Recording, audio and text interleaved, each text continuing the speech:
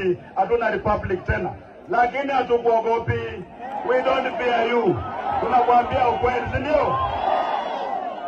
Maana mkianza kuogopa rais ama muogope gavana, mnataka kuleta udikteta katika taifa la Kenya, si ndio? Mtu anaanza kuamini kwamba yeye ni Mungu, hawezi kuambiwa kitu. Sisi tutakuambia ama namna gani? Na mheshimiwa rais, yeye anakula ugali kama mimi, anakunywa maji kama mimi, anapumua hewa kama mimi, analala kwa blanketi kama mimi, alizaliwa na mwanamke kama mimi, ama namna gani? Mimi najua watanikujia, wacha wanikujie, lakini ukweli lazima usimame, si ndio? Mimi nikiongea mambo ya Waluya, wanasema natembea naongea ukabila.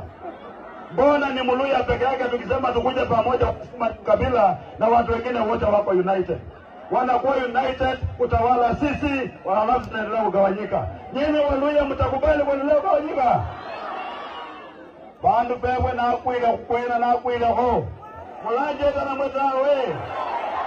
Na mwe mulea hanya mulero ha. Mulero ha.